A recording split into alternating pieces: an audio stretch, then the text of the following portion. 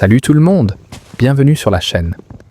Aujourd'hui, on plonge dans l'une des catégories les plus chaotiques de Reddit, les drames relationnels.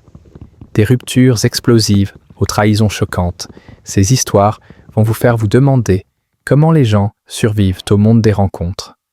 Alors, prenez un verre, mettez-vous à l'aise et laissez ça tourner en fond pendant qu'on explore certaines des histoires de relations les plus stupéfiantes que l'Internet a à offrir. Et si vous êtes nouveau ici, n'oubliez pas de cliquer sur le bouton d'abonnement pour ne jamais manquer le drame. Bon, commençons avec notre première histoire. Elle s'intitule « Ma copine a créé un faux compte Tinder pour tester ma loyauté et maintenant, notre relation s'effondre. » Donc je sors avec ma copine, Mélissa, depuis environ 1 an et demi. Les choses allaient plutôt bien. Du moins, c'est ce que je pensais. On a emménagé ensemble il y a quelques mois. Et franchement, je commençais à envisager un avenir avec elle. Mais la semaine dernière, quelque chose s'est passé qui m'a complètement déstabilisé.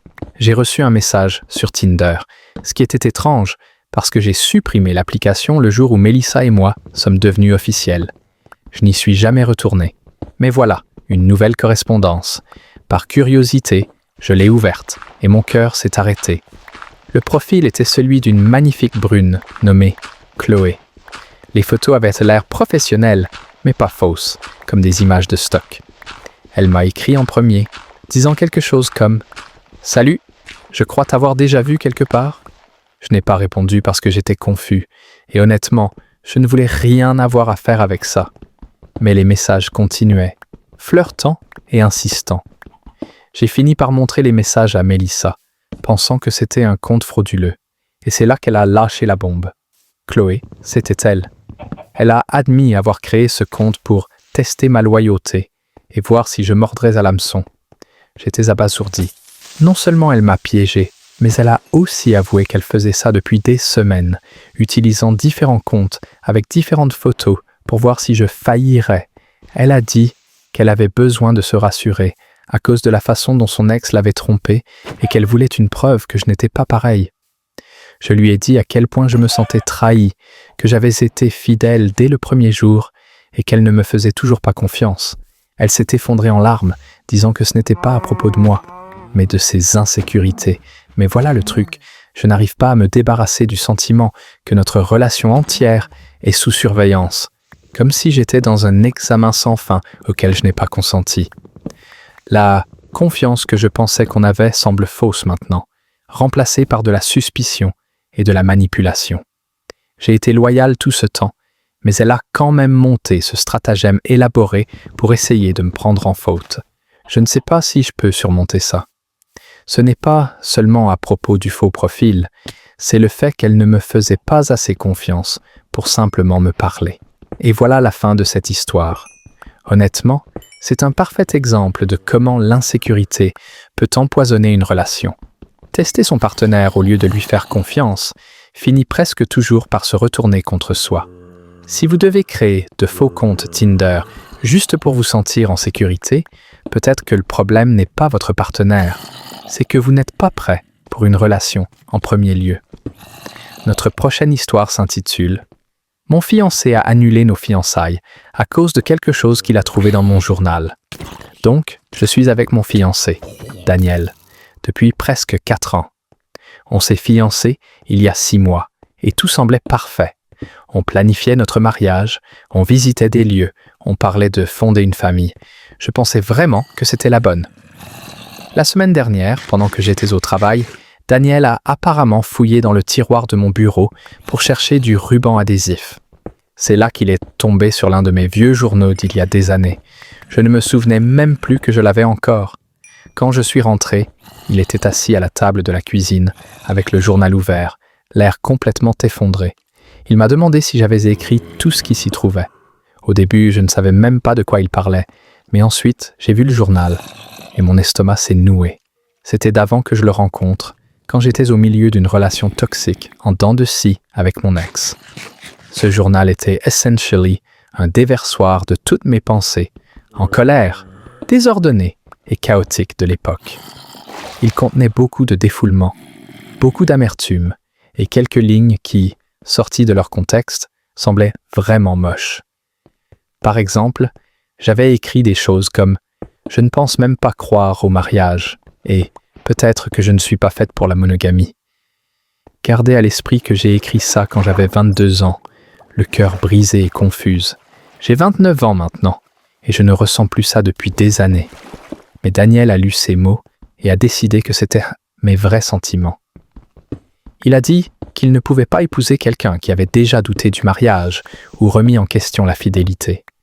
J'ai essayé d'expliquer que les gens évoluent, que c'était juste les pensées de quelqu'un qui souffrait et qui essayait de comprendre, pas un reflet de qui je suis aujourd'hui. Mais il n'a rien voulu entendre. Il m'a dit qu'il ne pouvait pas arrêter d'imaginer qu'au fond, je ne voudrais jamais vraiment de cette vie avec lui. Ce qui m'a fait le plus mal, c'est qu'il ne m'a jamais donné une chance de faire mes preuves. Il n'a pas posé de questions, n'a pas voulu de contexte, n'a pas voulu entendre que j'ai été fidèle et engagé chaque jour de notre relation. Il a juste décidé qu'une version de moi d'il y a 7 ans était plus réelle que la personne que je lui ai montrée pendant 4 ans.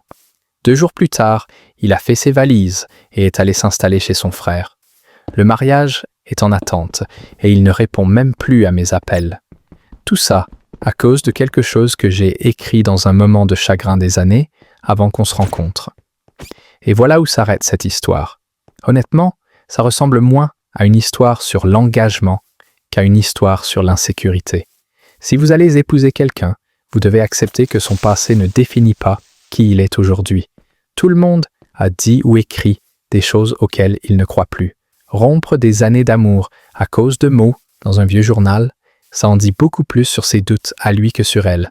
La prochaine histoire s'intitule « J'ai surpris mon copain en train de mettre en scène des photos Instagram pour faire croire qu'il était célibataire. » Je sors avec mon copain Chris depuis un peu plus de 2 ans. On s'est rencontrés à la salle de sport, on a tout de suite accroché et les choses ont été plutôt stables. On a rencontré nos familles respectives, fait des voyages ensemble et même parlé d'emménager ensemble une fois nos baux terminés. Mais il y a environ 1 mois, une de mes amies m'a envoyé une capture d'écran qui m'a complètement prise au dépourvu. C'était de l'Instagram de Chris. Rien d'inhabituel là-dedans, sauf que sur la photo, il était dans un bar sur un toit avec un groupe d'amis, posant avec son bras autour d'une femme que je ne reconnaissais pas. Et dans la légende, vendredi soir avec l'équipe, pas de meilleure façon de passer la soirée. Au début, j'ai pensé que c'était peut-être juste une photo de groupe anodine, mais mon ami a pointé du doigt quelque chose que j'avais ignoré. Sur son compte Instagram principal, celui que je suis, il poste rarement, principalement des trucs de gym ou des photos de voyage. Mais apparemment, il a un deuxième compte, un plus privé, un dont je ne savais rien. Et sur ce compte, il poste comme s'il était célibataire. J'ai creusé un peu, et effectivement, il y avait des dizaines de photos de Chris dans des bars, des restaurants et des fêtes où il semblait complètement libre. Aucune mention de moi. Aucune photo de nous ensemble. En fait, sur une photo, il était même allé jusqu'à retirer la bague de promesse que je lui avais donnée pour qu'elle ne soit pas visible. Je l'ai confronté à ce sujet et il est immédiatement devenu défensif. Il a dit que c'était juste pour le réseautage et que les gens dans son industrie, il est coach de fitness, n'aiment pas voir des mecs attachés parce que ça nuirait supposément à leur image de marque. Il a juré haut et fort qu'il ne me trompait pas, que c'était juste une question d'apparence et qu'il m'aimait. Mais voilà le truc, si c'était juste pour le réseautage, pourquoi me cacher ce compte? Pourquoi m'effacer complètement de cette partie de sa vie? Pourquoi faire tout son possible pour avoir l'air disponible? Le pire, quand je l'ai poussé à en dire plus, il a admis que certaines des femmes sur ses photos ne savaient même pas qu'il avait une copine. Il ne couchait pas avec elles, du moins, c'est ce qu'il prétend, mais il les laissait clairement penser qu'il était célibataire. Je lui ai dit que c'était une énorme trahison de confiance, même si ce n'était pas de l'infidélité physique. Il m'a supplié de ne pas rompre, disant que c'était juste une partie du boulot et que j'exagérais. Mais honnêtement, je n'arrête pas de penser à toutes ces photos et aux commentaires de femmes qui le trouvaient sexy ou disaient « objectif célibataire » et lui qui jouait le jeu. Et voilà où s'arrête cette histoire. Honnêtement, celle-ci est compliquée parce qu'elle montre que la tromperie émotionnelle ne ressemble pas toujours à ce qu'on attend. Vous n'avez pas besoin de tromper physiquement pour trahir la confiance de quelqu'un. Construire toute une persona en ligne où vous faites semblant que votre copine n'existe pas, c'est de la tromperie pure et simple.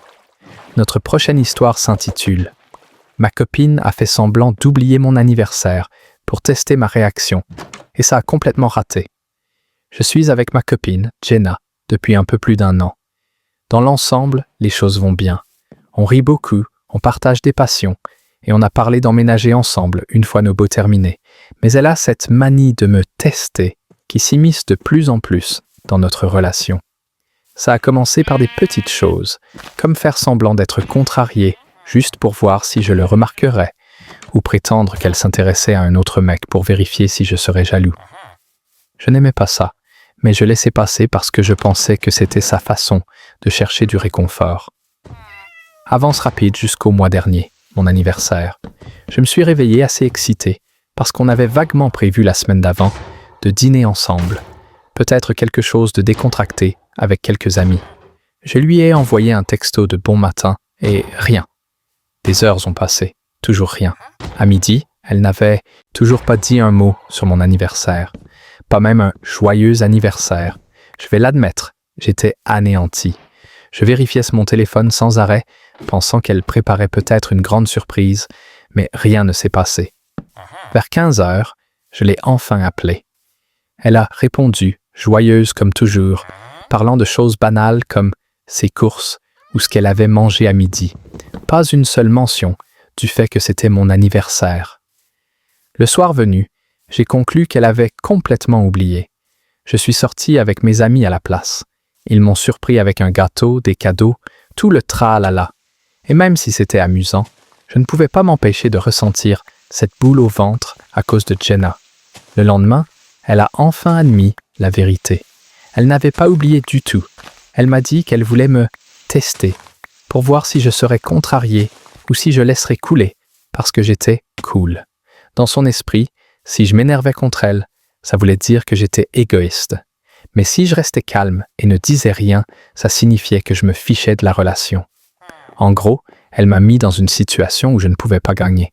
Je lui ai dit directement que c'était l'une des choses les plus cruelles qu'elle pouvait faire, utiliser mon anniversaire, entre tous les jours, comme une sorte d'expérience tordue.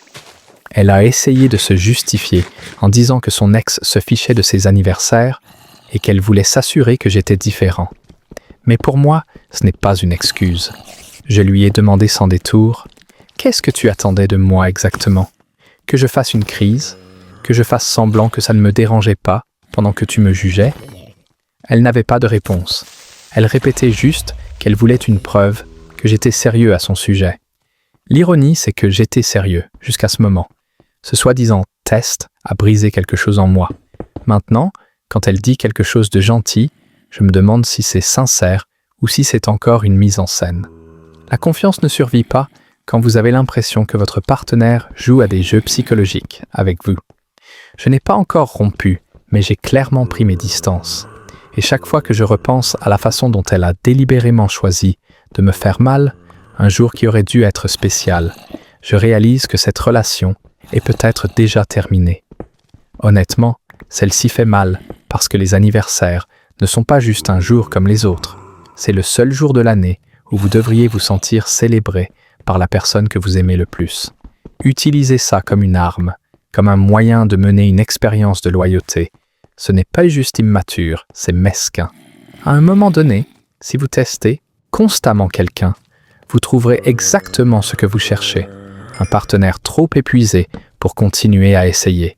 Celle-ci s'intitule « J'ai découvert que ma femme se plaignait de moi dans un groupe Facebook secret et je ne sais pas si notre mariage peut y survivre. » Je suis marié à ma femme, Laura, depuis 7 ans. On a eu des hauts et des bas, comme tous les couples, mais j'ai toujours pensé qu'on était solide. On a un fils de 5 ans, ensemble, une maison, et ce que je pensais être une confiance mutuelle. J'avais tort. Il y a quelques semaines, l'un de mes collègues m'a pris à part et m'a demandé si tout allait bien à la maison. J'étais confus, parce que je ne partage pas beaucoup sur ma vie personnelle au travail. Il avait l'air mal à l'aise et a dit « je crois que j'ai vu ta femme poster quelque chose sur toi en ligne. » Au début, j'ai balayé ça, pensant que c'était peut-être une blague inoffensive ou quelque chose comme ça. Mais ce soir-là, la curiosité a pris le dessus. Je n'utilise pas beaucoup Facebook, mais Laura y est assez active.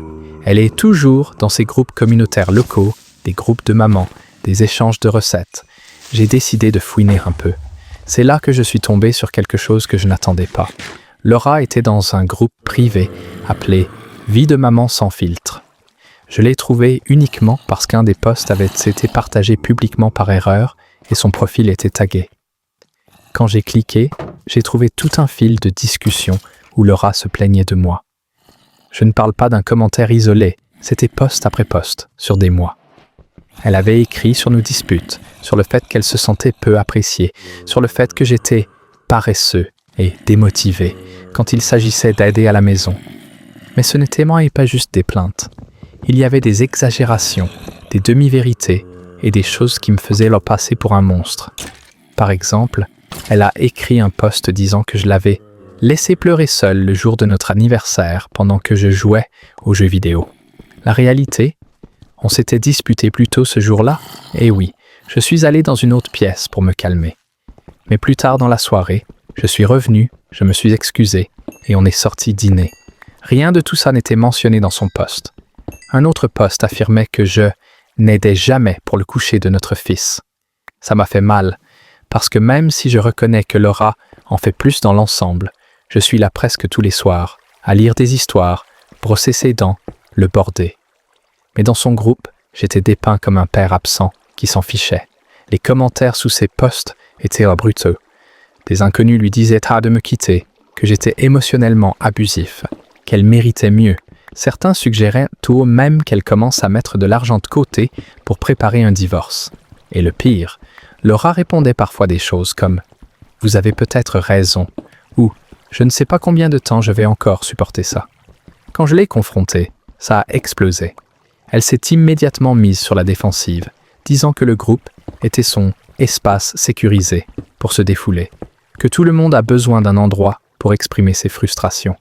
Elle a affirmé que rien de tout ça ne signifiait qu'elle ne m'aimait pas et que j'exagérais.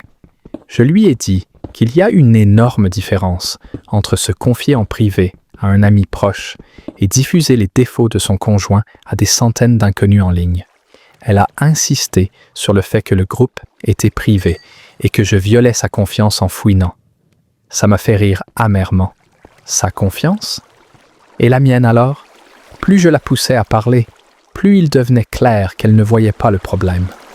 Elle a dit que tout le monde exagère un peu quand on se défoule et que si le groupe la faisait se sentir moins seule, où était le mal? Je n'en croyais pas mes oreilles. Je lui ai demandé sans détour. Si les rôles étaient inversés et que je postais en ligne que tu es une mauvaise mère, est-ce que ça t'irait? Elle s'est figée, puis a admis qu'elle serait furieuse. Depuis, les choses sont tendues. Elle a promis d'arrêter de poster dans le groupe, mais elle a refusé de supprimer les posts déjà existants. Elle a dit que les effacer reviendrait à effacer ses sentiments et qu'elle voulait les garder comme un registre de ce qu'elle a traversé. Je ne sais pas quoi faire. D'un côté, je comprends que les gens ont besoin de moyens d'expression. De l'autre, j'ai l'impression que mon mariage a été traîné dans la boue publiquement sans que je le sache. Ma femme m'a transformé en méchant dans une histoire que des inconnus pensent maintenant connaître. Et voici ce qui m'empêche de dormir la nuit. Si elle était à l'aise pour me déformer auprès d'inconnus en ligne, de quoi d'autre est-elle capable de mentir? Cette situation ne concerne pas juste un groupe Facebook. Il s'agit de respect et de savoir si celui-ci peut revenir une fois qu'il a été détruit devant un public. Il y a quelque chose de particulièrement douloureux à réaliser que la personne qui est censée vous défendre vous dépeint comme l'ennemi. L'amour peut survivre aux disputes, à la distance, parfois même à la trahison. Mais il survit rarement au mépris. Et c'est exactement ce qu'elle a nourri, un post à la fois. Celle-ci s'intitule « Ma copine m'a demandé d'écrire une lettre de recommandation pour un emploi. Et j'ai découvert qu'elle mentait sur toute sa carrière. Je sors avec ma copine, Sophie, depuis un peu moins de 2 ans. Elle travaille dans le marketing. Du moins, c'est ce qu'elle m'a toujours dit. Dès le début, Elle parlait de son travail dans une agence de taille moyenne en centre-ville, du stress que ça pouvait engendrer, de son ambition pour une promotion. Elle rentrait même à la maison avec des histoires sur des clients difficiles ou son équipe qui ne faisait pas le poids. Je n'avais jamais eu de raison de douter d'elle. J'avais même rencontré quelques personnes qu'elle présentait comme ses collègues lors d'apéreux, et elle avait toujours l'allure du rôle. Tenue professionnelle, sac pour ordinateur, tout le tralala. Donc, le mois dernier, elle m'a dit qu'elle postulait pour un poste senior dans une plus grande entreprise et m'a demandé si je pouvais lui écrire une lettre de recommandation. J'étais flatté qu'elle me fasse confiance pour l'aider, alors j'ai accepté. Elle m'a envoyé l'offre d'emploi et son CV pour que je sache quoi mettre en avant. C'est là que tout a commencé à s'effondrer. Son CV listait des diplômes et des certifications dont elle ne m'avait jamais parlé. Un master en communication d'une école où elle aurait soi-disant fait la navette pendant 2 ans. Sauf que pendant cette même période, je sais pertinemment qu'elle vivait à l'étranger, car elle m'a raconté des histoires à ce sujet. Je l'ai confrontée doucement au début en disant « Hé, je ne savais pas que tu avais fait une école de commerce. C'était quand ?» Elle s'est figée, puis a éludé avec une réponse vague sur des cours en ligne. Mais plus je regardais, plus les incohérences apparaissaient. Les entreprises où elle avait soi-disant travaillé n'existaient nulle part en ligne. Les titres de poste grossissaient à vue d'œil. Son équipe de 5 personnes s'était transformée en directrice de la stratégie de marque sur son CV. À ce stade, j'ai commencé à paniquer. Je n'étais pas juste en train d'écrire une lettre de recommandation. J'étais sur le point de cautionner un tissu de mensonges. Alors, j'ai fait ce que je n'aurais probablement pas dû faire. J'ai appelé l'agence où elle était censée travailler actuellement. J'ai demandé son poste. La réceptionniste m'a dit « Désolé, nous n'avons personne de ce nom ici. » Mon estomac s'est retourné. J'ai insisté, demandant si elle travaillait peut-être dans une autre succursale. Ils ont vérifié. Rien. Ce soir-là, j'ai tout déballé. Je lui ai dit que je ne pouvais pas écrire la lettre parce que je savais que son CV n'était pas réel. D'abord, elle a essayé de nier, insistant que j'avais dû appeler le mauvais endroit. Mais quand je lui ai dit que les détails ne collaient pas, elle s'est effondrée. Elle a admis qu'elle n'avait jamais travaillé dans le marketing. Pendant ces 2 dernières années, elle a occupé des emplois à temps partiel dans le commerce de détail et fait un peu d'écriture en freelance, mais elle en avait honte. Elle pensait que si elle me disait la vérité, je la trouverais dépourvue d'ambition. Alors, elle a construit toute une carrière fictive, jusqu'aux faux collègues, aux fausses histoires de bureau et à une fausse navette. Je ne savais même pas quoi dire. Je lui ai dit que je l'aurais soutenue, quoi qu'il arrive. Mais elle m'a regardé droit dans les yeux et a dit « Non, tu ne l'aurais pas fait. Pas si tu connaissais la vraie moi. » Maintenant, je suis coincé. D'un côté, je comprends l'insécurité. Tout le monde veut avoir l'air d'avoir réussi, surtout au début d'une relation. Mais ça a duré 2 ans. Elle m'a regardé dans les yeux des dizaines de fois et m'a raconté des histoires sur une vie qu'elle ne vivait pas. Je ne sais pas si c'est pardonnable ou si toute la relation était basée sur des mensonges. Celle-ci fait mal parce que les carrières et les titres vont et viennent, mais pas la confiance. L'ironie triste ici, c'est que la plupart des gens se fichent du travail de leur partenaire, tant qu'il est honnête. Mais en mentant de manière si élaborée, elle a créé exactement l'issue qu'elle craignait. Perdre la relation, non pas à cause de sa carrière, mais à cause de son malhonnêteté. Celle-ci s'intitule « Mon mari a secrètement prêté de l'argent à son ex et je ne l'ai découvert que parce qu'elle s'est présentée chez nous. Je suis marié à mon mari, Marc, depuis 8 ans. Nous avons 2 enfants, une maison en banlieue et ce que je pensais être un partenariat solide. Nous avons eu notre lot de stress financier, hypothèque, frais de garde d'enfants, réparation de voitures, mais nous avons toujours réussi à nous en sortir en budgétisant soigneusement et en étant transparents sur l'argent. Du moins, c'est ce que je croyais. Il y a 2 semaines, on a frappé à notre porte vers 21h. J'ai ouvert et une femme que je ne reconnaissais pas se tenait là. Elle tenait une enveloppe et avait l'air nerveuse. Elle a demandé si Marc était à la maison. Quand il est venu à la porte, son visage a blêmi. Il est sorti et a fermé la porte derrière lui, me laissant planter là, me demandant ce qui se passait. Environ 10 minutes plus tard, Il est rentré, agité, prétendant que ce n'était personne d'important. Ça a immédiatement déclenché des alarmes dans ma tête. Je l'ai pressé de questions, et après beaucoup d'allers-retours, il a fini par admettre que c'était son ex-petite amie. Apparemment, ils sont en contact depuis des mois. Elle traverse des difficultés financières, perte d'emploi, facture médicale, une rupture compliquée, et elle s'est tournée vers lui pour demander de l'aide. Et voici le coup de massue. Il lui donnait de l'argent, pas une fois, pas deux fois, mais à plusieurs reprises. Des centaines d'euros à chaque fois, tout ça dans mon dos. Je n'en croyais pas mes oreilles. Il y a eu des soirs où nous avons renoncé à commander à emporter ou réduit les courses pour joindre les deux bouts. Et pendant ce temps, il envoyait de l'argent à son ex. Il a insisté sur le fait que ce n'était pas une question de romance, juste de la culpabilité. Il se sentait responsable d'elle parce qu'ils avaient été ensemble pendant des années avant moi, et il ne voulait pas la voir à la rue. Je lui ai demandé combien au total. Après un moment d'hésitation, il a admis que c'était plus de 5 000 euros. J'ai failli perdre mon sang-froid. C'est de l'argent dont nous avions désespérément besoin pour les factures, l'épargne, ou même simplement pour une sécurité de base. Ce qui fait le plus mal, c'est qu'il ne m'en a jamais parlé. Pas quand elle l'a contacté pour la première fois. Pas quand il a envoyé le premier transfert.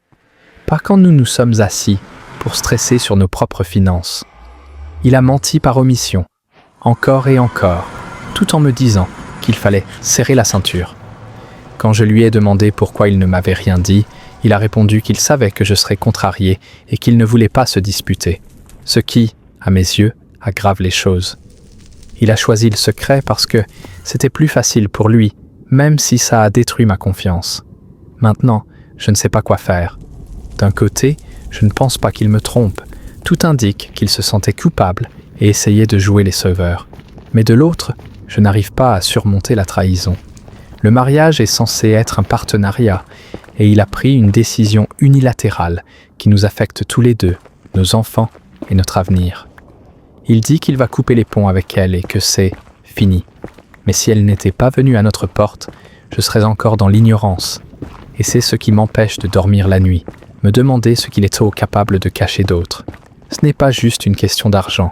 C'est le fait que, face à un choix entre l'honnêteté et le confort, il a choisi le confort. Et une fois que ce schéma s'installe, il est difficile de croire que c'était la première fois. Et voilà toutes les histoires que j'ai pour aujourd'hui. Les drames relationnels ne semblent jamais s'épuiser. Et honnêtement, certaines de ces situations semblent plus incroyables que n'importe quoi dans un film. Mais c'est ce qui les rend si fascinantes. Des vraies personnes, des vrais choix et des vraies conséquences.